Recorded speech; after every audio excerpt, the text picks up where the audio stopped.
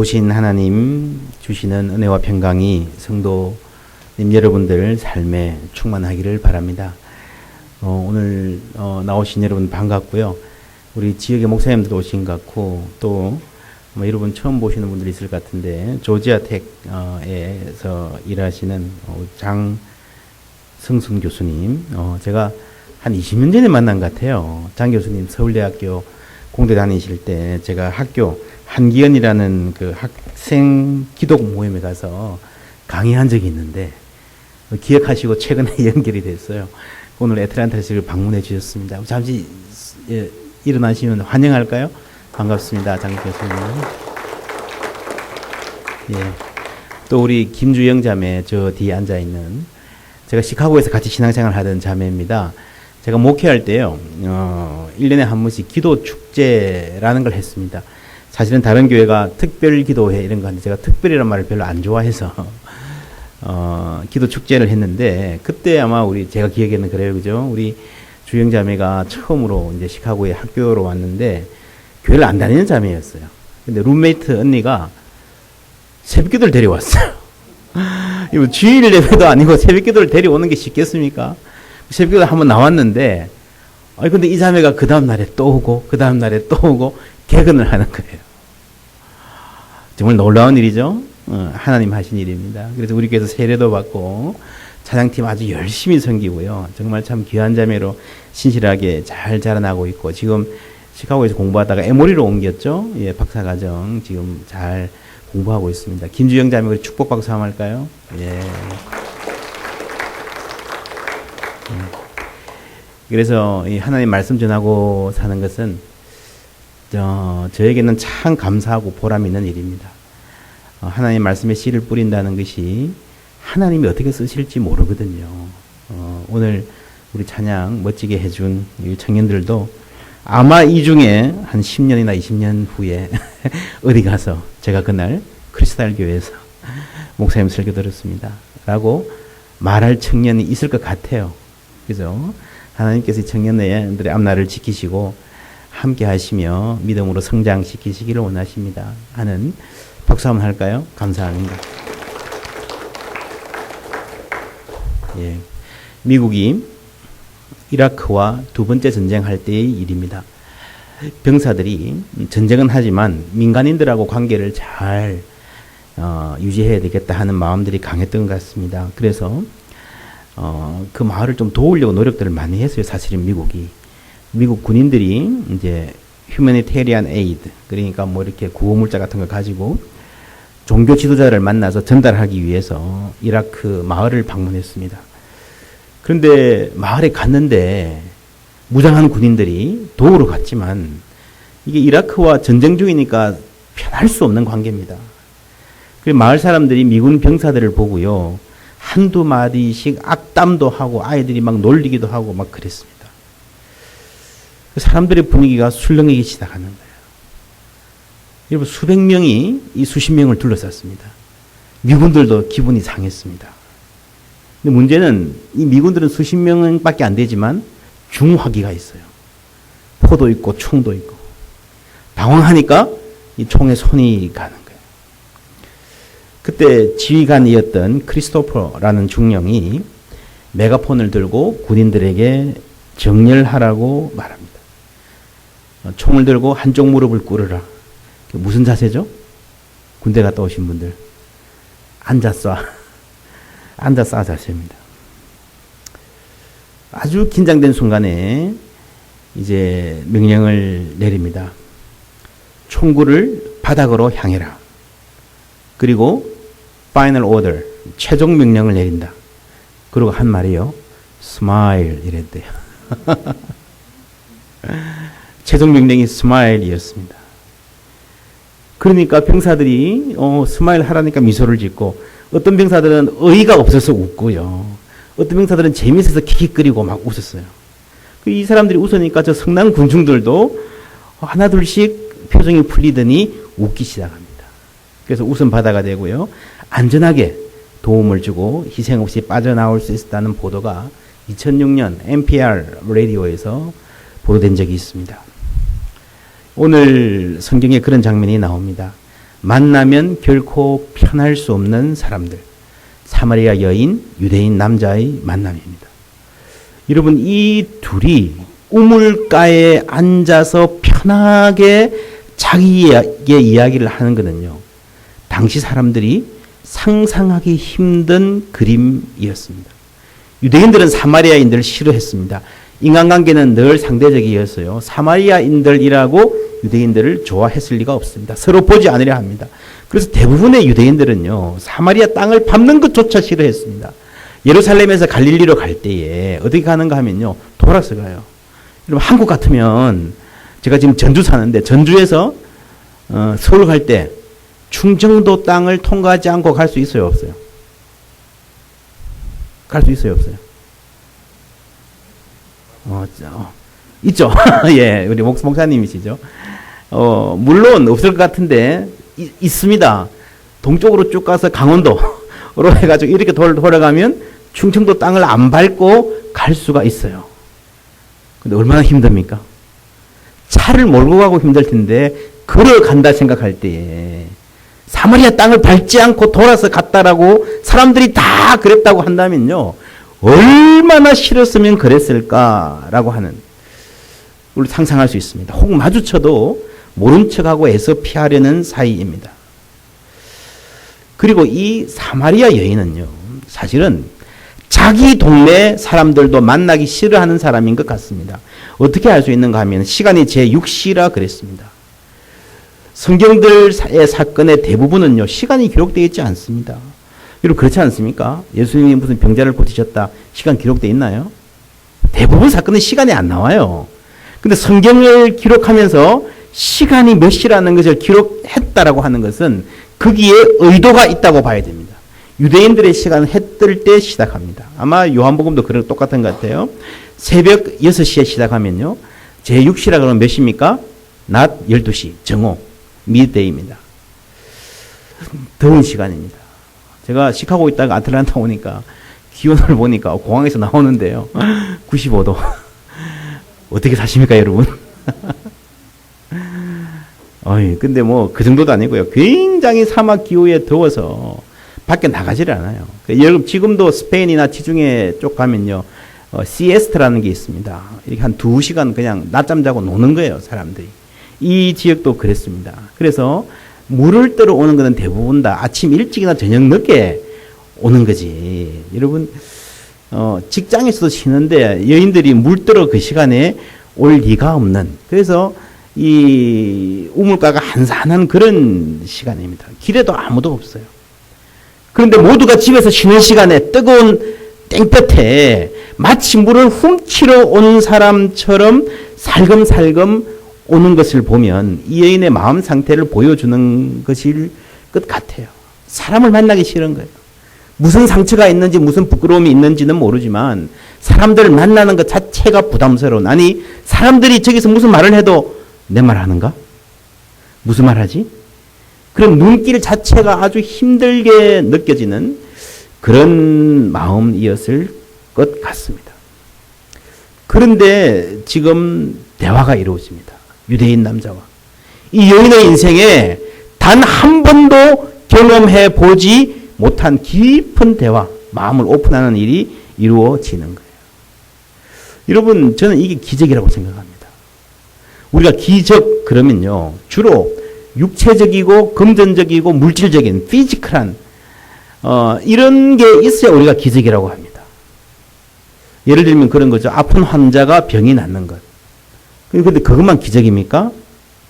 그래서 몇 년 더 살 수 있겠지만 그리고 또 돌아가시잖아요. 영원히 삽니까? 그렇지 않거든요. 근데 이런 경우 한번 생각해 보십시오. 어느 가정에서 평생 아버지와 아들이 사이가 벌어져서 아들이 아버지 얼굴을 보지 않습니다. 하늘 품고 있습니다. 근데 아버지가 아파요. 이 아들이 아버지의 병상을 찾아왔습니다.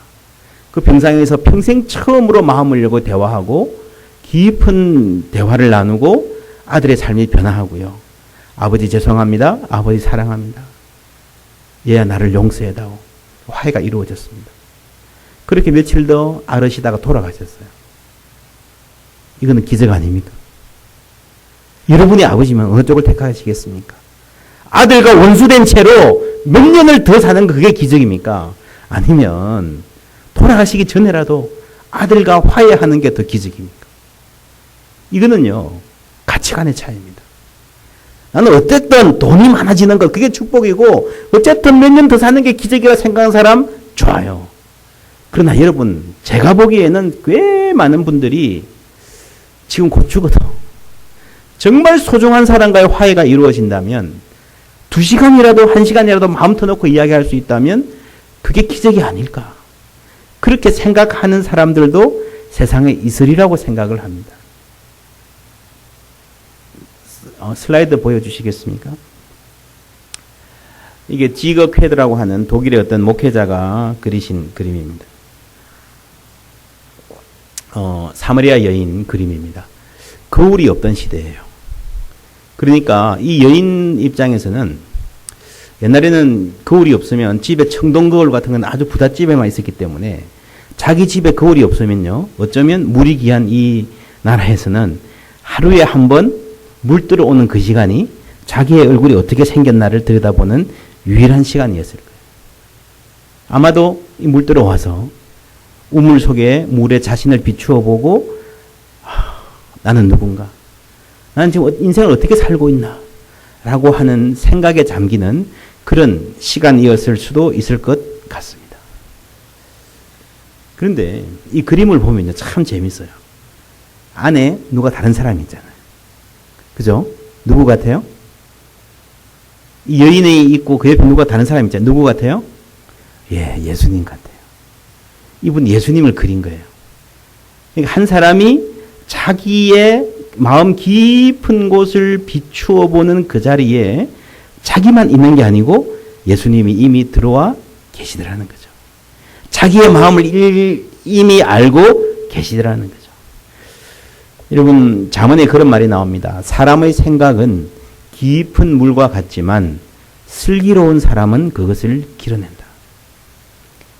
여러분, 자녀와의 대화가 그렇잖아요. 그죠? 깊은 마음 같아요. 열길 물속보다 더 깊은. 잘 안 길어집니다. 잘 터치가 안 됩니다. 근데 정말 슬기로운 사람은 그걸 길어낸다는 거죠.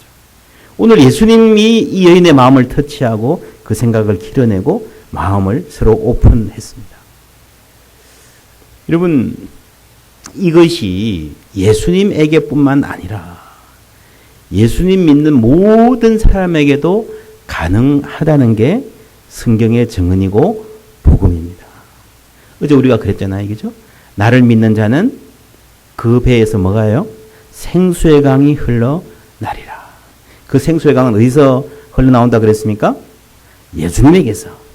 그러나 내 안에 그리스도가 계실 때에 그 생수의 강과 위로와 치유와 공감의 능력이 흘러나온다는 거예요.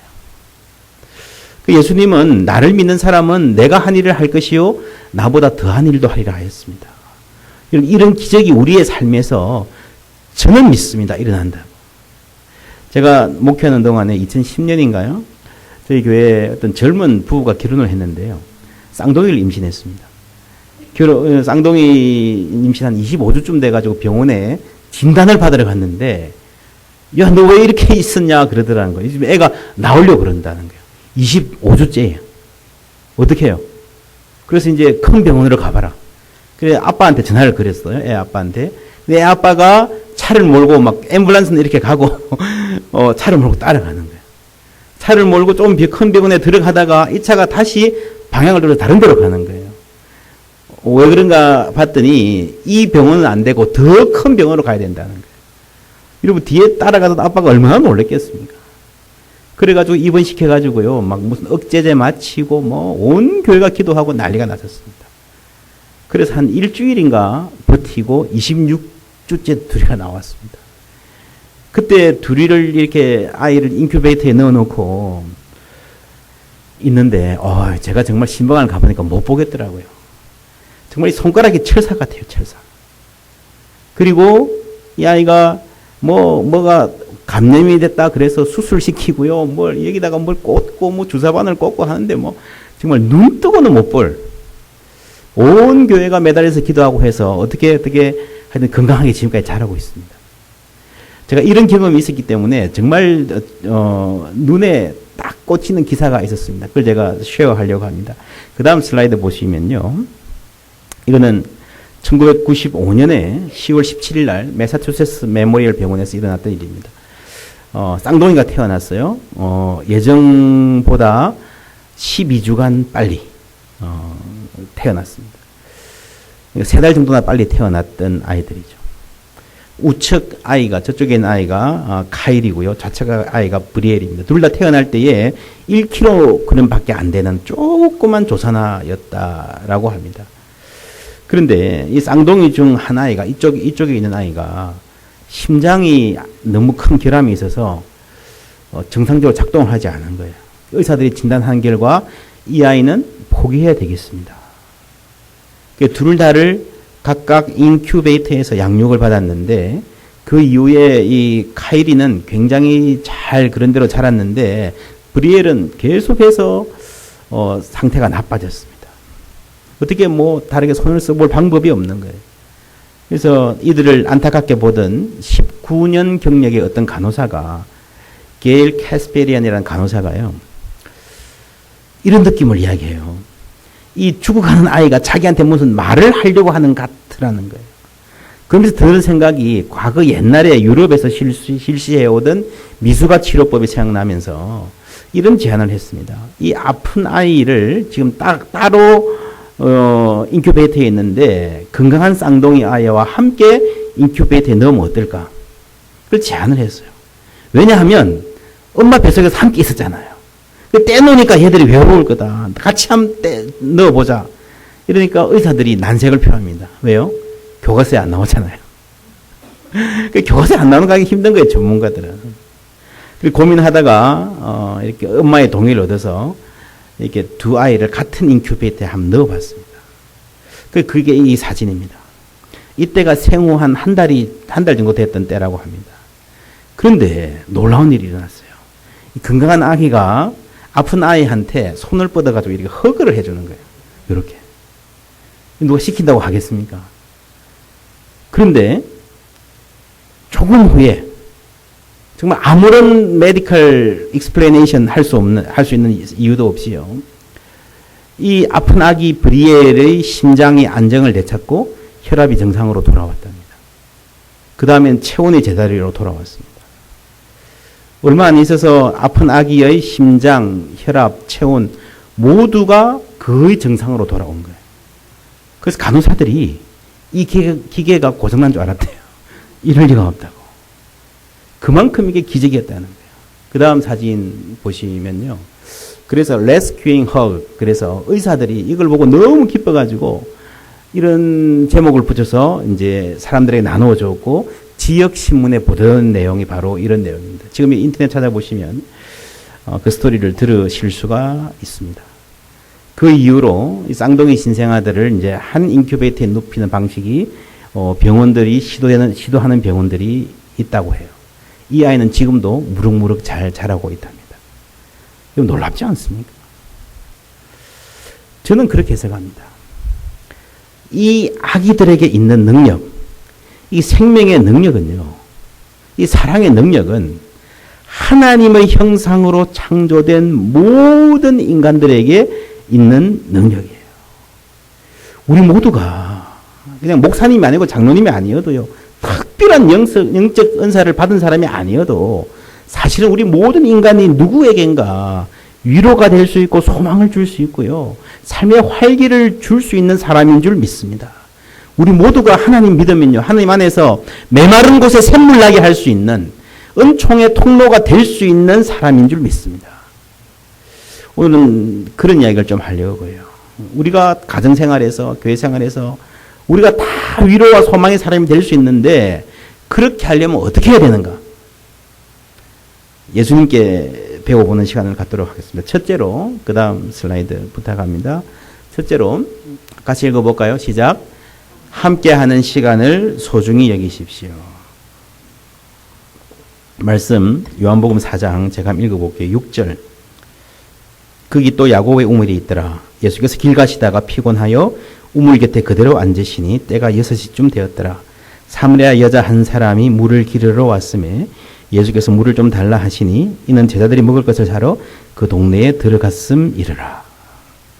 이는 제자들이 먹을 것을 사러 그 동네에 들어갔음이르라. 무슨 말입니까? 여러분 지금 이 장면을 생각하면요. 동네 우물가에 아무도 없습니다. 여자 혼자입니다. 예수님은 여러분 성경을 보면 늘 누가 따라다녀요? 12명 혹은 그 이상의 제자들이 늘 따라다녀요. 근데 여러분 예수님 주위에 이 남자들이 우글우글 했으면 이 여자가 와서 마음을 열고 이야기할 수 있었을까요? 전혀 불가능하죠.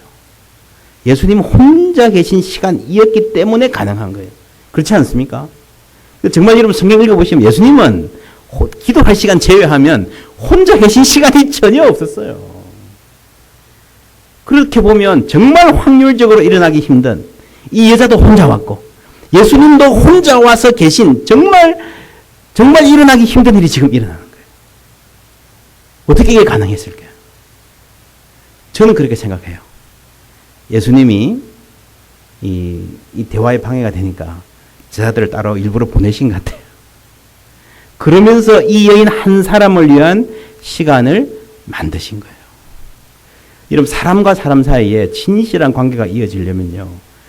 여러분 시간이 있어야 됩니다. 시간을 들여야 됩니다. 여러분 돈이 없이 사랑할 수 있어요? 없어요? 돈 없이 사랑할 수 있나요? 없나요? 있어요. 시간을 들이지 않고 사랑할 수 있나요? 없나요? 없습니다. 여러분 아무리 여러분 마음으로 사랑한다 그래도요. 그 사람을 위한 시간을 들이지 않으면 사랑할 수 없습니다. 그래서 미국 사람들 가운데 수수께끼 중에 그런 수수께끼가 있어요. How do you spell love? 답이 뭔지 아십니까? T-I-M-E. How do you spell love?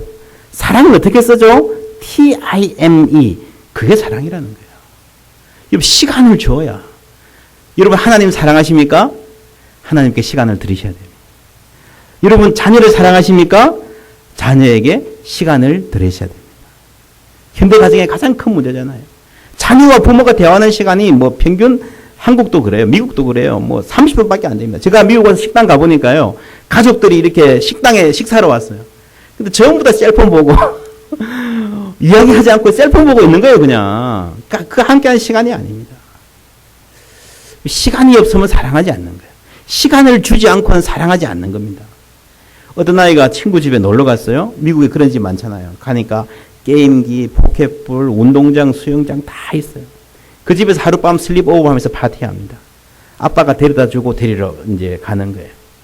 근데 이 아빠가 차를 몰고 딱 가니까요. 그 아이 친구 집이 너무 어마어마하게 크거든요. 제가 목회하던 동네도 그런 애들이 많았습니다. 자기 집은 굉장히 큰데 이 친구 집에 가니까 친구가 아파트에 사는 거예요. 아파트에 들어간 애들을 보고 그 큰 아파트 빌딩을 보고 야 이게 다 네 집이냐? 이렇게 물어보는 그 애들이 있더라고요. 그래서 이제 그 친구 집이 너무 부자니까 아빠가 기가 죽어요. 그 애를 태우고 오면서 애 눈치를 보는 거예요. 친구 집 좋았냐? 좋았어. 재밌었어? 그래 그 집 가니까 뭐도 있고 뭐도 있고 뭐도 있고 막 이야기해요. 아빠가 기가 팍 죽어가지고 그래 참 좋았겠네. 그런데 아빠 그 집에는 없는 게 있어. 뭐가 없어? 하니까 아빠가 없어. 이거 돈을 많이 벌었는데 그 많은 돈 버느라고요. 아이들하고 함께 할 시간이 없는 거예요. 여러분 우리가 돈이 있으면 좀 편하겠지만 돈 없이 사랑할 수 있습니다. 그러나 여러분 시간을 들이지 않고는 사랑할 수 없습니다. 어제 우리 뭐라 그랬죠? 최고의 사랑의 고백이 뭐라 그랬습니까? I am happy because of you. 그런 메시지를 자꾸 줄 수 있는 시간이 우리에게 있어야 됩니다. 로버트 라이시라는 사람이 있어요. 이분이 클린턴 대통령의 친구입니다. 미국의 아마 로드 장학금인가 영국 정부가 주는 굉장히 그 아너러블한 장학금이 있거든요. 그러니까 빌 클린턴이 그 장학금을 받아서 영국에 배를 타고 가는데 그 배에서 만난 다른 장학금 수여자가 아주 똑똑한 로버트 라이히라고 하는 경제학 전공한 분이었습니다. 이분이 이제 약간 장애가 있는 분이에요. 하버드 대학 교수도 했고요. 클린턴이 대통령 되자 친구 부탁으로 미국 노동부 장관을 했습니다. 근데 노동부 장관 하니까 얼마나 바쁩니까? 그죠? 매일 밤에 늦게 오는 거예요. 아이들 얼굴조차 보기 힘든 거예요. 근데 하루는 이 라이히 장관이 아침에 출근하는데 꼬마 아들이 아빠한테 부탁을 합니다. 아빠, 오늘 밤 아빠가 집에 들어오시면 아무리 늦더라도 저를 깨워주세요.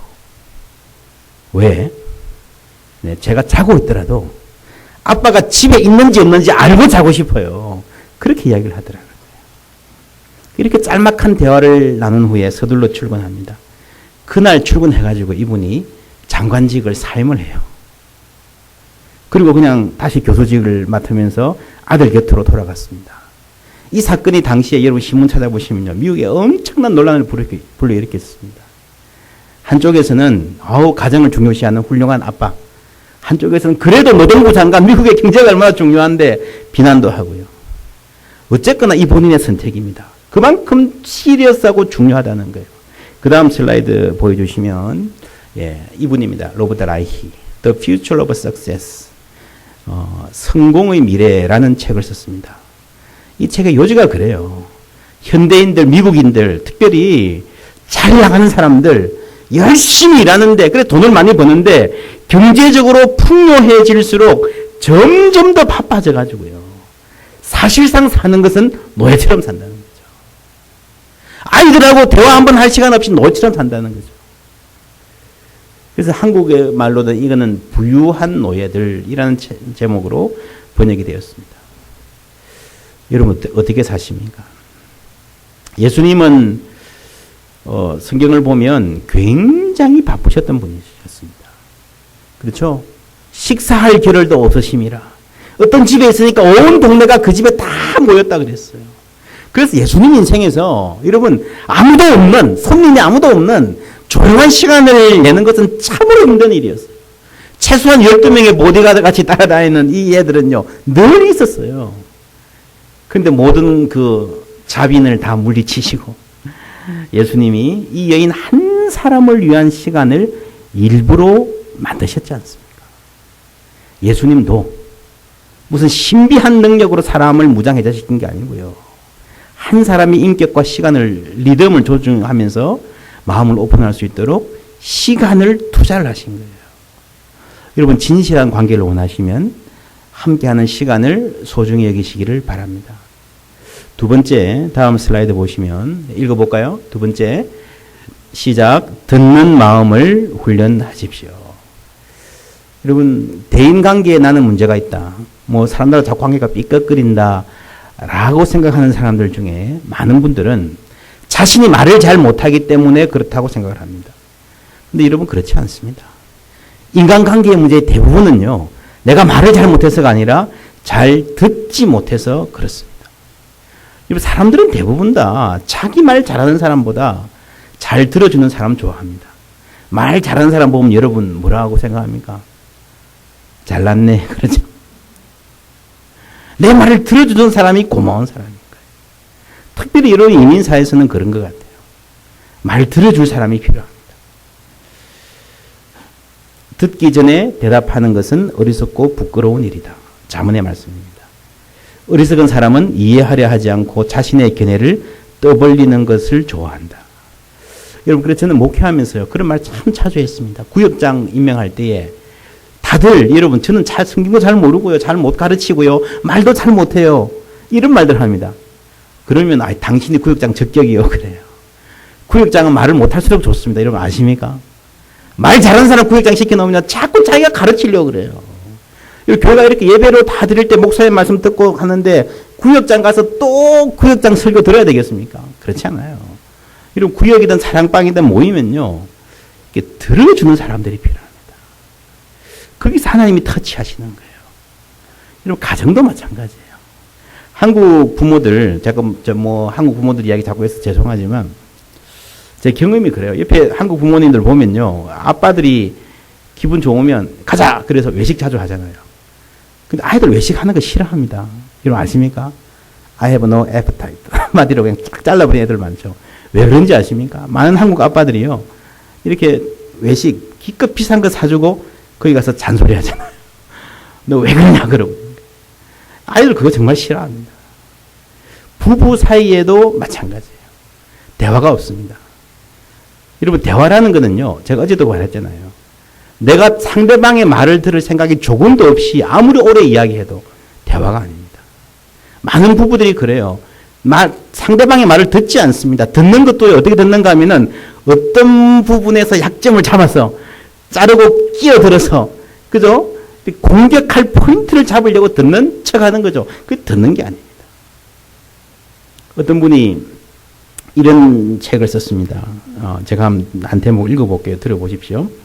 부부 싸움이 쉽게 끝나지 않는 이유 중 하나는 상대방의 말을 자르고 도중에 끼어들기 때문이다. 도중에 끼어들면 싸움의 원인보다는 말이 잘렸다는 것 때문에 더 화가 난다. 무시당했다는 생각이 들기 때문이다. 나 역시 아내와 다투게 되면 말을 자르는 경우가 많았다. 그래서 한 번은 누가 먼저 말할 것인지를 정하자고 아내에게 제안했다. 그래서 절대로 말을 자르지 않기로 합의했다.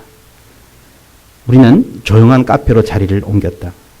아내가 먼저 얘기를 꺼내기 시작했다. 30여 분이 지나자 아내는 더 이상 할 이야기가 없다고 했다. 중간에 끼어들 때는 몇 시간을 끌고도 결말이 나지 않았는데 정말 놀라웠다. 나는 아내가 얘기를 마치자 미안하다고 사과했다. 그리고 이제 내 얘기를 해도 되겠느냐고 물었다. 그러자 아내는 지금은 듣고 싶지 않다고 말했다.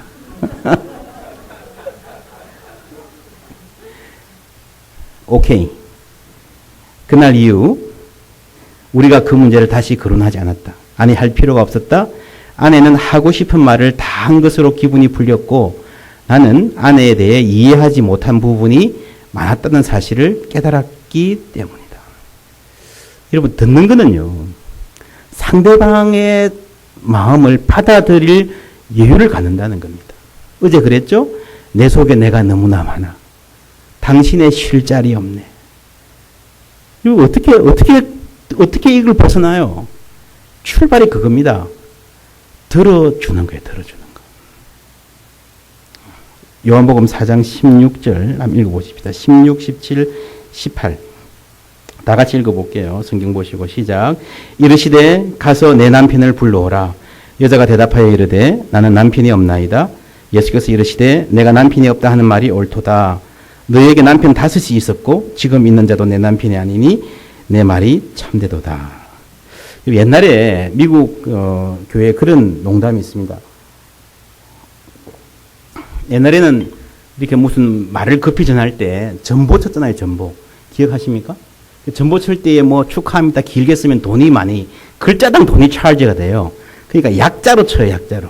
미국 사람들은 전보를 칠 때요. 성경 구절을 뭐 요한 1서 4장 18절 이렇게 성경 구절로 전보 축전을 많이 쳤습니다. 어떤 결혼식에서 있었던 이야기입니다. 어떤 사람이 요한 1서 4장 18절 내용이 뭔가 하면요. 사랑 안엔 두려움이 없고 온전한 사랑이 두려움을 내어 쫓나니라는 아주 아름다운 축복의 말이죠. 그래서 성경 이렇게 축전으로 결혼식 축전으로 보냈습니다. 앞에서 읽는 사람이요. First John 돼 있는데 first를 빼버린 거예요. John 4:18 읽었는데 그 내용이 뭐예요? 네 남편 5이 있었는데 네 말이 옳다. 지금 있는 사람 남편이 아니다. 결혼식 축하로 그 말씀을 읽었다고 하는 그 유명한 말이 오늘 이 예수님 말씀입니다. 근데 이 말씀이요. 예수님의 대화 방식이 참 재밌습니다. 예수님이 그러시잖아요. 그죠? 가서 내 남편을 불러오라. 여자가 뭐라 그럽니까? 나는 남편이 없습니다. 여러분, 진실이에요? 거짓이에요? 참이에요? 거짓이에요? 나는 남편이 없습니다. 진짜 없어요? 뭐 없어! 거짓말 하지 마! 이러고 싶잖아요, 우리가. 그렇잖아요. 결혼을 그렇게 해놓고 지금도 있으면서 남편이 왜 없다고 말하냐. 우리는 그렇게 말하고 싶어요. 아니다라고 말하고 싶어요. 예수님은 뭐라 그럽니까? 네가 남편이 없다고 하는 말이 뭐라고요? 옳도다. 옳도다. 여러분, 우리가 말하는 습관을 가만히 보면요. 그렇게 말하는 사람이 있습니다. 다른 사람이 무슨 말을 할 때요. 아니, 그게 아니고, 아니, 그게 아니라, 뭐 이런 말 하잖아요. 그죠? 그렇게 아예 말을 시작하는 습관이 든 사람이 참 많아요. 근데 그게 아니라 하고 말하는 거 가만히 들어보면요. 별로 다른 말도 아니야. 그 말이 그 말이야. 근데 습관적으로 그게 아니다, 그게 아니다, 라고 자기 말을 시작해요. 여러분, 듣는 사람이 기분 좋겠습니까? 그러니까 관계가 깨어지는 거예요. 예수님을 보면 정반대입니다. 여러분, 이 여자가요, 남편이 없다라고 하는 말은 틀린 말이에요. 거짓말이에요. 그런 말 하면 안 돼요. 잘못된 말이에요. 그럼에도 불구하고 예수님이 이 여인의 마음을 헤아리는 거예요. 이 여인의 말에 99.9%는 틀렸다 하더라도 0.1%라도 이 여인의 말을 내가 조금이라도 이해해주고 용납해주고 일단 들어줄 여지가 없는가 하고 대화를 이끌어 나가시는 거예요. 그리고 예수님은 그렇게 말씀하십니다. 정말 아니다 싶을 때도요. 어떻게 하면 이 사람의 말을, 이 사람의 마음을 내가 공감해 줄 수 있을까? 남편이 있을 뿐만 아니라 5명, 여기저기서 내가 그 여자 남편이었다 말 나올 것 같지만, 그럼에도 불구하고, 일단 그 마음을 헤아리고, 일단 수용해 주시는 거예요. 남편이 있는데, 없는 것과 마찬가지입니다라고 말할 수밖에 없는 이 절박한 마음을 여러분 세상에 단 한 사람이라도 헤아려 준다면 그 사람의 삶이 바뀌지 않겠습니까? 청소년들이 뭐 어른들도 마찬가지입니다. 자살할 때요. 주로 그렇게 이야기합니다. 그 사람의 마음을 헤아려 줄 수 있는 사람이 단 한 사람만 세상에 있어도요. 그 사람은 죽지 않는데요. 부모도 모르고 남편도 모르는 거예요. 못 들어주는 거예요. 그럼 네 말이 맞다. 내가 네 마음을 안다. 라고 말하는 사람 한 사람만 있어요. 생명을 구하는 거예요. 그게 여러분 예수님 닮은 삶인 줄 믿습니다. 우리가 무슨 대단한 성공을 해서 하나님께 뭐 헌금도 많이 하고요. 뭐 신문에 나고 뭐 올림픽 1등을 해서 하나님께 영광을 돌립니다 말하고 그래서 하나님 영광 받으시는 거 절대로 아닙니다. 내 주위에 한 사람의 마음을 진실되게 받아줄 수 있으면 거기서 생명을 살리는 역사가 일어날 줄 믿습니다. 여러분 이러한 하나님의 은혜를 구하시기를 주님의 이름으로 축원합니다. 그런데 이게 힘듭니다. 그렇죠? 남의 말을 인정해 주는 게 참 힘들어요. 교회 생활에서도 그렇습니다. 왜 그런지 아십니까? 대부분의 사람들은요. 어떤 맛으로 사는가 하면은 지 잘난 맛으로 삽니다. 그죠? 내가 똑똑한 거야. 내 말이 맞는 거야. 남이 어떤 말을 해도 그 말하는 그 오케이전을요. 내가 잘난 것을 자랑하고 싶은 그 맛으로 그런 장으로 써먹는 거예요. 충고할 때 여러분 별로 관심 없습니다. 그 사람에게 대해서. 그냥 나는 니보다 똑똑하다 그 말을 하고 싶은 거예요. 그게 뭐야? 지 잘난 맛이거든. 여러분 그러니까 인생에 재미가 없는 거예요. 내 잘난 걸 자꾸 이렇게 나타내 보이려고 하니까 인생이 그만큼 메마르고 그만큼 우리 인생에 가시가 많은 것입니다. 내가 인생에 살아가는 재미 이만큼 있다 생각하면 마이너스 잘난 척하는 재미 빼보십시오. 얼마나 남습니까? 큰 집을 샀습니까? 큰 집을 사는데 누가 와서 와, 집 좋네요. 해준 사람 없으면요. 신질 나요. 그렇지 않습니까? 잘난 척하는 재미. 그걸 빼보세요. 그거 남는 거 그게 진짜 내 삶의 재미와 의미입니다. 그래서 다른 사람을 용납해 주려면 어떻게 해야 되는가 하면요. 그 다음 슬라이드 부탁할까요? 정리할게요. 첫 번째 뭐였습니까? 함께하는 시간을 소중히 여기십시오. 두 번째, 듣는 마음을 훈련하십시오. 세 번째, 다 같이 해볼게요. 시작. 하나님이 주시는 만족을 기대하십시오. 이래야 우리가 넘어설 수 있습니다. 28절 말씀 제가 읽어볼게요. 여자가 물동이를 버려두고 동네로 들어가서 사람들에게 이르되, 이 물동이를 버려두었다. 물 들어왔어요. 물 중요하잖아요. 그죠? 근데 물동이를 버려두고 동네로 가는 거예요. 무슨 말입니까? 물 들어온 게 중요하지 않다는 게 아니고 내 삶에 더 중요한 것이 생겼다는 거예요. 그러니까 물동이를 버려둔지도 모르고 가는 거예요. 여러분 현대인에게 가장 중요한 가장 심각한 질병이 중독이거든요. 중독. 죄의 모습이 현대인의 삶에서는 중독이라는 형태로 드러납니다. 제가 단도박, 도박을 끊는 모임 이야기를 좀 읽어봤는데요. 참 기가 막힌 이야기들이 참 많습니다. 어떤 중견 기업가가 도박에 이렇게 손을 댔는데 빠져나올 수가 없어요. 사업을 다 말아먹었습니다. 아들들이 그냥 겨우 조금 공장 남은 거 챙겨가지고 사업을 하고 이 사람은 그냥 옆에서 백수처럼 사는데 그래 도박을 못 끊는 거예요. 집안이 완전히 망했는데도.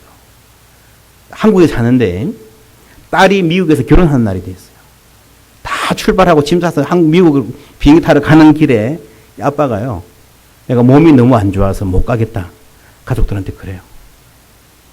가족들이 비행기 타고 나서 어디로 가는가 하면은 태백에 카지노로 가는 거예요. 이해가 되십니까? 아빠가 딸 결혼식도 안 가고 도박을 가는 거예요. 그런 이야기들이 무수히 많더라고요. 근데 그 중에서 도박을 끊는 데 성공하는 사람들. 인간의 의지로 안 된대요. 아무리 의지가 굳어도 안 된대요. 근데 가만히 보면 그 중에서 도박을 끊는 데 성공하는 소수의 사람들은 어떤 사람들인가 하면은 도박을 끊어야지 굳게 다짐하는 사람이 아니라 도박보다 더 좋아하는 것이 생기면 끊는데요. 그리고 골프든지 낚시든지 교회 가는 거든지 어디 가서 봉사하는 거든지 공부든지요. 도박보다 더 좋아하는 게 생긴 사람은 도박을 끊을 수 있다는 겁니다. 여러분 이 여인이 지금 물동이를 버려두고 갔잖아요. 그죠? 이런 물 뜨는 게 중요하지만 그보다 더 중요한 게 있다는 겁니다. 더 놀라운 거는요. 이 여인이 물동이를 버려두고 동네로 가가지고 예수님에 대해서 말하기 시작했다는 겁니다.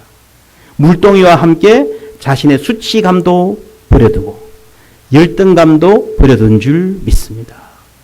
이미 그거는 극복하고 안중에 없는 거예요. 다른 사람들이 나를 보는 눈이 그렇게 내가 센시티브하고요. 어떻게 할 수 없이 민감해서 그게 고통이었는데 내가 동네 가서 이야기해봐도 뭐 괜찮네.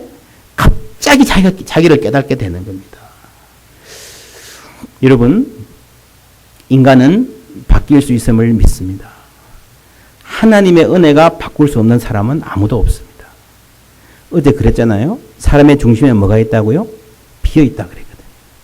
중심이 비어있으니까 그 중심에 무엇을 담는가에 따라서 그 중심에서 누구와의 관계가 주어지는가에 따라서 인간은 얼마든지 바뀔 수 있습니다. 여러분 뛰어봤자 벼룩이다 그런 말 하지 마십시오. 뛰어봤습니까? 제대로 뛰어보지도 않고 뛰어봤자 벼룩이다 말하지 말자는 거죠. 우리의 미래는 하나님의 손에 있음을 믿습니다. 여러분 자녀의 미래가 하나님의 손 안에 있음을 믿습니다. 하나님이 쓰시면 쓰시는 거예요. 하나님이 고치시면 고치시는 거예요. 이 여인이 물동이를 버려두고 수치심과 열등감을 다 버려두고 그렇게 숨어 지내던 사람이 나가서 뭘 해요? 예수님을 전하잖아요. 내 수치심과 내 열등감을 극복하는 건 중요하지만 그 상처를 극복하려는 게 아니라 그냥 그보다 더 중요한 일이 생기니까 내 삶에 더 의미 있는 일이 생기니까 그 나머지 상처들은 안중에도 없는 거예요. 그게 뭔가 하면은 하나님이 주시는 만족입니다. 우리의 삶에는요 하나님이 주시는 만족이 있어야 됩니다. 착한 일을 해야지 그것 가지고 안 됩니다. 겸손하게 교회 섬겨야지 그런 의지로 되지 않습니다. 하나님이 우리에게 끊임없는 만족감을 주셔야 우리의 마른 목을 축여주셔야 우리가 주님 뜻대로 살 수 있음을 믿습니다. 31절 말씀 제가 읽어볼게요. 그 사이에 제자들이 청하여 이르되 랍비여 잡수소서 이르시되 내게는 너희가 알지 못하는 먹을 양식이 있느니라. 제자들이 서로 말하되 누가 잡수실 것을 갖다 드렸는가 하니 34절 다 같이 읽습니다. 시작. 예수께서 이르시되 나의 양식은 나를 보내신 이의 뜻을 행하며 그의 일을 온전히 이루는 이것이니라. 여러분 누가 먹을 것을 갖다 드렸느냐 참 재밌지 않습니까? 대부분의 주석들이 이 의미를 잘 못 밝혀요. 이게 그냥 영의 양식을 구하라 그런 단순한 이야기가 아닙니다. 지금 예수님은요 인간으로서 밥 안 먹으면 배고프고 아주 힘든 그런 상태에 오늘 이 4장의 말씀이 출발을 해요. 제자들이 먹을 것을 사러 갑니다. 근데 어느 순간인가 갑자기 예수님이 요즘 말로 뭐라 그러죠? 생 까는 거야. 배고프다 그래 놓고 나 배 안 고파. 뭐 누가 먹을 것을 갖다 드렸나라고 물어볼 정도로 아주 생생하게 현실적으로 예수님에게 주신 그 느낌적인 느낌 그게 있었던 거예요. 그렇지 않습니까? 예수님 뭐라 그러십니까? 나에게는 음식이 따로 있다. 이게 무슨 말인가 하면은 이 여인과 함께 대화를 하면서 이 죄에 빠져서 고통 가운데 헤매던 한 영혼이 주님께로 돌아오는 것을 나의 말과 나의 사역을 통해서 이 여인의 마음이 열리고 하나님의 사람이 되는 것을 보면서요, 예수님에게 생긴 만족이 있다는 거예요. 깊은 대화를 나누면서 여러분, 하나님이 주시는 충만한 그런 느낌이 있었기 때문에, 만족이 있었기 때문에 여러분, 안 먹어도 배부른 여러분 그런 상태를 예수님이 경험하시는 거예요. 여러분, 인간이 밥을 먹어야 삽니다. 그러나 여러분, 먹는 게 중요하지만요, 먹고 사는 것이 인생의 전부가 아님을 믿으시기를 바랍니다. 사람이 떡으로만 살 것이 아니라 그랬잖아요. 우리 교회 열심히 다니면요, 안 믿는 친구들이 그럽니다. 야, 교회 가면 밥 주냐? 밥이 나오냐? 우리가 뭐라 그래야 됩니까? 너는 밥만 먹고 사냐? 인간은 밥만 먹여준다고 행복한 존재가 아닌 줄 믿습니다. 하나님의 일에 쓰임 받을 때에 하나님께서 우리에게 주시는 만족, 그 기쁨, 그것으로 충만할 때요, 세상의 그 무엇과도 바꿀 수 없는 감사가 우리 마음에 넘치게 되어 있는 거예요. 이 교회에 왜 문제가 많습니까? 왜 많은 분들이 헌금도 많이 하고 헌신도 많이 하고 착한 일 많이 하면서 어느 대목에선가 날 인정해 주지 않는다고 여러분 삐지고 토라지고 그럽니까? 누가 그러더라고요. 이 사람의 귀신이 붙는데 그 귀신 중에서 가장 고약하고 못된 귀신, 한 번 붙으면 잘 안 떨어지는 귀신이 뭔가 하면 섭섭 귀신이래요. 섭섭한 마음이 드는. 왜 그래요? 그렇게 잘생기던 사람들이 왜 그렇게 토라지고 교회를 쪼개고 그렇게 합니까? 왜 자꾸 인정받고 싶어요? 사람의 인정을. 하나님이 주시는 만족을 맛보지 못해서 그렇습니다. 오늘 예수님이 맛보신 이 만족, 나에게는 따로 먹을 것이 있다. 오늘 이 여인이 맛본 그 만족, 물동이도 버렸다고, 아니 물동이를 버려뒀는지도 잊어버리고, 나에게 그런 수치심과 열등감이 있었는지도 잊어버리고 달려나갈 정도의 하나님의 말씀을 전하는 기쁨과 만족이 있었다는 겁니다. 시편 4편 7편 다음 슬라이드에 아마 있을 거예요. 보실까요? 다 같이 읽어볼까요? 시작. 주께서 내 마음에 두신 기쁨은 그들의 곡식과 새 포도주가 풍성할 때보다 더하니이다. 내가 평안히 눕고 자기도 하리니 나를 안전하게 살게 하시는 이는 오직 여호와시니이다. 여러분, 곡식이 그닥할 때 주는 만족이 있어요.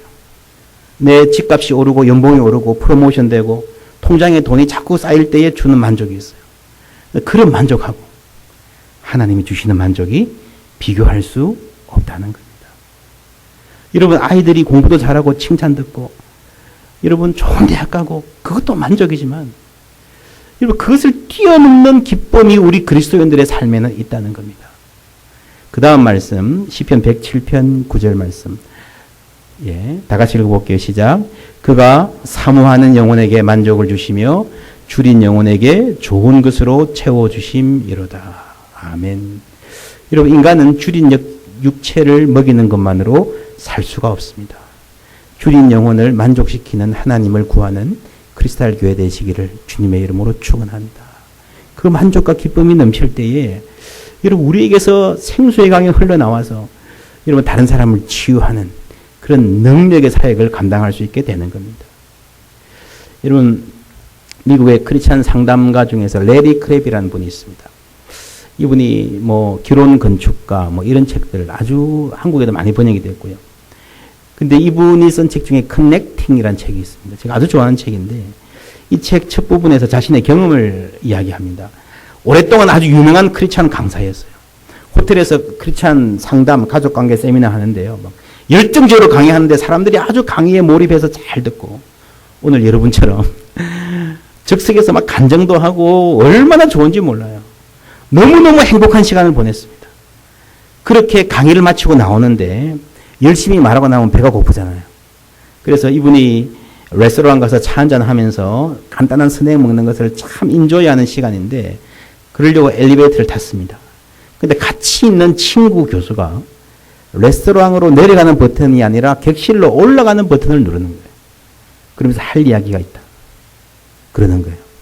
순간, 아, 무슨 일이 생겼구나 직감했습니다. 객실에 가보니까 자기가 강의하는 동안에 와이프에게 전화가 왔대요. 자기 아들이 인디애나에 있는 테일러 대학 3학년인데 학교에서 퇴학을 당했다는 거예요. 이 말을 듣는 순간에 이 레리가 칼로 가슴을 찌르는 듯한 고통을 느꼈다고 합니다. 이 아이가 태어났을 때에 이 아버지는 누구보다도 잘 키우고 싶었습니다. 정말 아름다운 그리스도인으로 자신이 신실한 신앙인이었고 심리학, 가정사역 전공했잖아요. 사람의 내적인 고민을 이해하고 도와주는 일에 누구보다도 내가 전문가다 생각하는 그런 사람이었기 때문에 이 아이를 정말 잘 키워보려고 최선을 다했어요. 그런데 뜻대로 안 되는 거예요. 부모로서 도대체 이 이상 어떻게 더 잘하나 하는 정도로 했다고 생각하는데 아이가 자꾸 뻗나가는 거예요. 자꾸 사고치고 그럴 때마다 아버지로 막 분노하게 되고 사이는 더 벌어지고 도저히 더 이상 참을 수 없는 지경까지 몇 번이나 갔는데 그 난리를 쳐가면서 어떻게 해가지고 기독교 대학 테일러 대학에 집어넣어서 한 몇 년 조용히 다니니까 싶더니 퇴학이 당했다는 거예요. 여러분 한국도 아닌 미국에서 고등학교도 아닌 대학에서 퇴학을 당했다 그러면 여러분 상상하지 않습니까? 그래서 이분이 당시에 시카고로 갔다가 차를 몰고 인디애나 그 긴 옥수수밭 사이를 차를 몰고 지나가면서 간절히 기도합니다. 하나님 저 어떻게 해요? 저는 어떻게 해야 될지 모르겠어요. 하나님 도와주세요. 학교 가서 아이를 만났는데 깜짝 놀란 거는요. 자신이 그 순간에 화를 내고 있지 않더라는 거예요. 그 순간에 아이를 사랑으로 대할 수 있게 되더라는 거예요. 그리고 그날 이후로 뭔가 달라졌대요. 아이가 달라지기 시작했답니다. 그날 만나서 아이에게 무슨 말을 했는지 아이하고 사이에서 무슨 일이 일어났는지 자기도 설명을 할 수가 없대요. 너무 놀라운 일이어서. 그런데 확실한 것은 어떤 중요한 일이 그날에 일어났다는 거예요. 그 이후로 아들이 서서히 변해갔고 지금 완전히 딴 사람이 되었습니다. 신실한 크리스찬 자매와 결혼해서 아주 책임있고 복된 그리스도인으로 살아가고 있습니다. 그날 무슨 일이 일어났을까?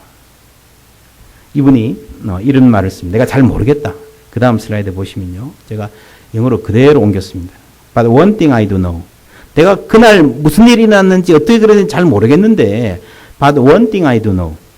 A power was released through me that had never been as fully before. 내가 전에 경험해 보지 못했던 어떤 힘이 나에게서 이렇게 release 돼가지고요. 충만하게 흘러갔다. 가는 걸 느꼈다는 거예요. 그게 그 파워가 뭘까요? 그 힘이 뭘까요? 그게 예수님의 사랑입니다. 그게 성령의 능력입니다. 나를 믿는 자는 성경의 이름과 같이 그 배에서 생수의 강이 흘러나리라. 여러분 예수님 믿습니까? 예수님 믿습니까? 그러면요. 예수님의 말씀 우리의 배에서 우리의 중심에서 우리의 내면에서 생수의 강이 흘러나리라는 것도 믿으셔야 됩니다. 여러분 성경을 믿습니까? 그럼 믿으십시오. 우리의 내면에서 생수의 강이 흘러갈 것입니다. 이것이 성경의 약속이고 예수님의 말씀입니다.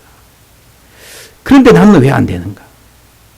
우리가 왜 그 파워를 경험하지 못하고 흘려보내지 못하는가? 레리 크레브의 이 말에 아주 중요한 힌트가 있습니다. A power was released. release가 뭐예요? 이렇게 해방시키는 거. 그죠? 푸는 거. 그러니까 뭐 이렇게 마개를 딱 열면요. 뭐가 꽉 차 있다가 기다렸다는 듯이 새어나오는 그게 release 되는 거잖아요. 힘이 있는데 막아놨다는 겁니다. 그러니까 문제는 우리 가운데에 성령의 생수가 위로의 능력이 사랑의 능력이 없는 게 아니고요. 있는데 막아놓고 있는 거예요. 왜 막습니까? 대부분의 사람들은 자신을 오픈하는 것을 힘들어합니다. 왜 그럴까요? 제가 설명해 볼게요. 들어보세요. 맞는지 안 맞는지. 그게 나에게 해당되는지 해당 안 되는지 한번 여러분 시험해 보십시오. 첫째로 모든 사람에게 좋은 면도 있고 나쁜 면도 있습니다. 동의하십니까? 나는 좋은 면만 있는데 하는 분 계십니까 혹시? 이런 말 하면요, 꼭 그런 분 계십니다. 내가 아는 어떤 놈은 나쁜 면만 있어. 얼굴이 확 생각나는 사람이 있을 겁니다. Wait a moment.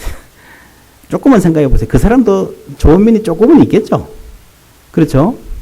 자, 넘버 원. 모든 사람에게 좋은 면도 있고 나쁜 면도 있다. 다 동의하시는 거죠? 예. 그러면 넥스트 스텝으로 넘어갑니다. 대부분의 사람들은 어떻게 생각하는가 하면요. 나의 좋은 면은 주로 표면에 있고 나의 나쁜 면은 그 안에 깊은 곳에 있다라고 생각을 합니다. 다시 모든 사람이 다 좋은 면과 나쁜 면이 있는데 대부분의 사람들은 나의 좋은 면은 겉에 있고 좀 속으로 파고 들어가면 나쁘고 못된 게 그 안에 있다라고 생각을 하는 거예요. 그러니까 오픈을 못하는 겁니다. 나쁜 게 있으니까 안에. 그래도 겉이 더 나으니까. 그렇죠. 사람들이 나를 알면 실망할 것이다. 더 이상 나를 좋아하지 않을 것이다. 더 도망갈 것이다. 그래서 포장하는 거예요. 그래서 관리하고 삽니다. 관리. 이미지 관리. 그러니까 나를 자꾸 틀어막는 거예요.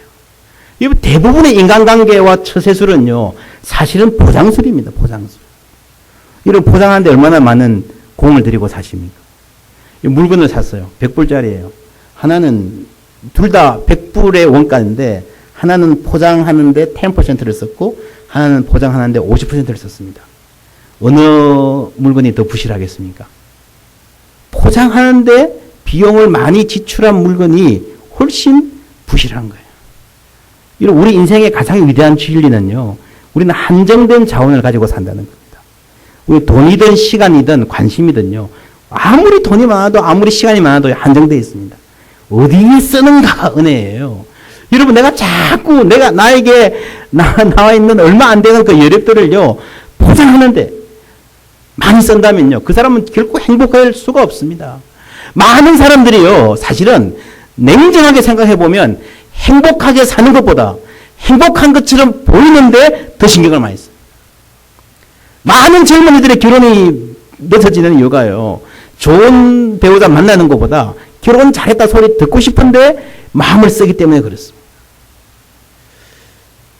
여러분 우리 인생이 그래서 자꾸 더 피폐해지는 거예요. 내가 얼마나 치졸하고 내가 얼마나 무식하고 내가 얼마나 통속적인 사람인지 안 들키는 기술이 인간 처세술로 탈바꿈하고 있어요.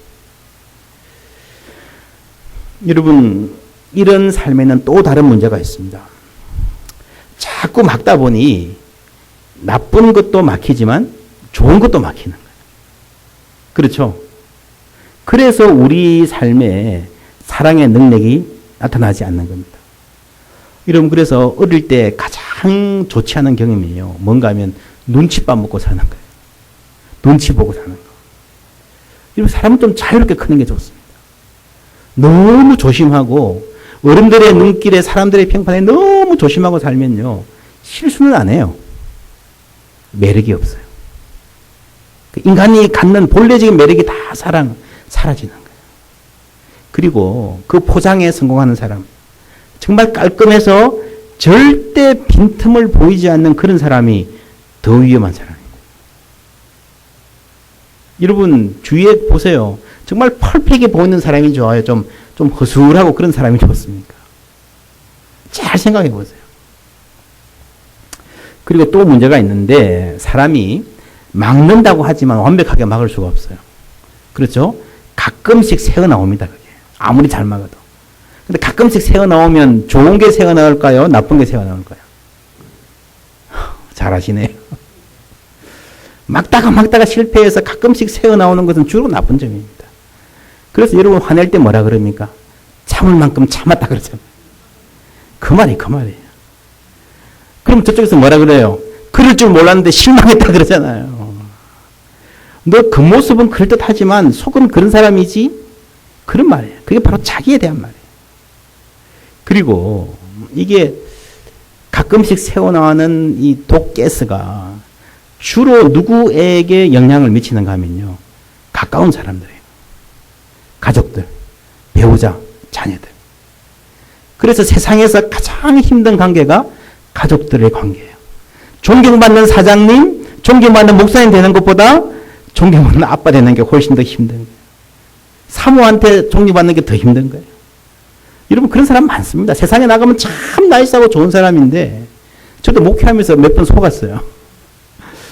그래서 어떤 남편이 너무너무 자상하고 훌륭해서 와이프한테 물어봅니다. 아유, 그 자상하신 남편하고 살아서 참 좋겠어요.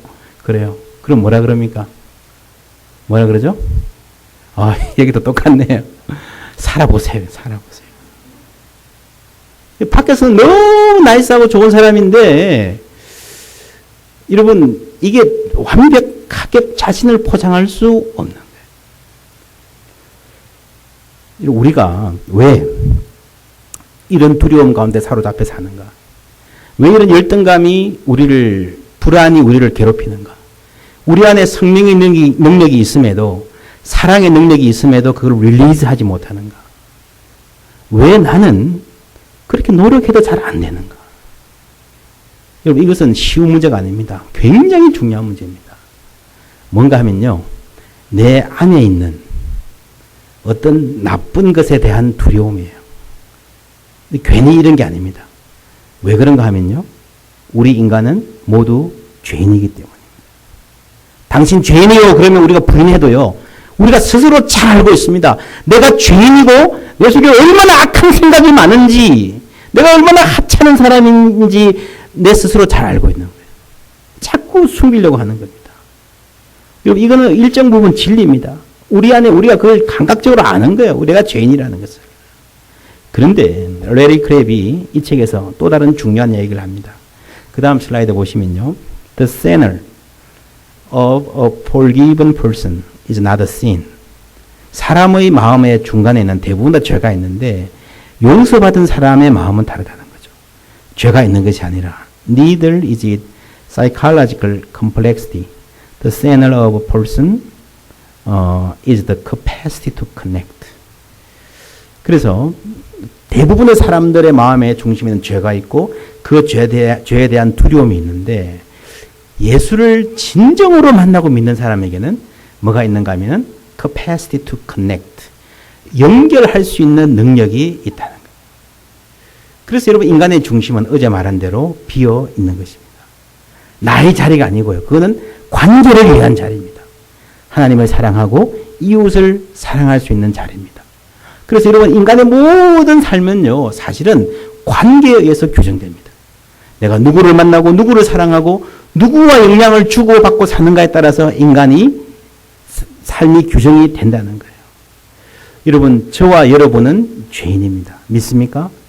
그런데 우리는 용서받았습니다. 믿습니까? 그러면요. 감출 필요가 없는 거예요. 내 안에 있는 어떤 나쁜 흉악한 것이 드러날까봐 감추고 두려워하고 포장하고 그럴 필요가 없는 거예요. 왜요? 우리 인생은 하나님께 달린 겁니다. 하나님께서 내가 죄인인 것 아시는데 내가 흉악한 죄인인 것을 다 아시고도 용서해 주시고 용납해 주셨는데 여러분 뭐가 두렵습니까? 하나님께서 우리 모든 죄를 용서해 주시고 용납해 주신 것을 믿으시기를 바랍니다. 그러면 이제 나에 대해서 좀 자신감을 가질 필요가 있어요. 좀 실수해도 좀 약점이 있어도 좀 모자라도 있는 그대로 오픈하고 살 수 있어요.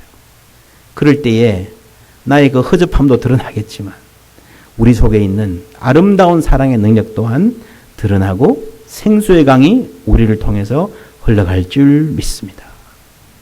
내가 그리스도와 함께 십자가에 못 박혔나니 그런즉 이제는 내가 산 것이 아니요 오직 내 안에 그리스도께서 사신 것이라. 이제 내가 육체 가운데 사는 것은 나를 사랑하사 나를 위하여 자기 몸을 버리신 하나님의 아들을 믿는 믿음 안에서 사는 것이라. 이제 우리의 중심에는 뭐가 있습니까? 죄가 아닙니다. 하나님과 관계할 수 있는 능력이 있습니다. 여러분 이 은혜 안에 거할 때에 나도 모르는 사이에 내 속에서 주시는 성령의 능력이 예수님의 사랑이 흘러나와서 내 가족에게 이웃에게 흘러가게 될 줄 믿습니다. 누구든지 목마르거든 내게로 와서 마셔라. 무슨 말입니까? 내가 먼저 만족해야 되는 거예요. 내가 먼저 평안해야 되는 거예요. 내가 먼저 하나님의 사랑을 누리고 자유와 기쁨 가운데 거할 수 있어야 되는 거예요. 누구든지 목마르거든 내게로 와서 마셔라. 세상에서 가장 나쁜 엄마가 무슨 엄마라 그랬습니까? 우울한 엄마라 그랬죠. 주님 안에서 치유받으시기를 주님의 이름으로 축원합니다. 누구든지 목마르거든 내게로 와서 마셔라. 하나님께서 우리를, 나 자신을 먼저 만족하게 하십니다. 그리고 그 다음에 일어나는 일 뭔가 하면 나를 믿는 자는 성령의 이름과 같이 그 배에서 생수의 강이 흘러나리라. 할렐루야. 아름다운 꿈을 꾸시는 그 능력을 누리시는 우리 모두 되기를 예수님의 이름으로 축복합니다. 기도하겠습니다.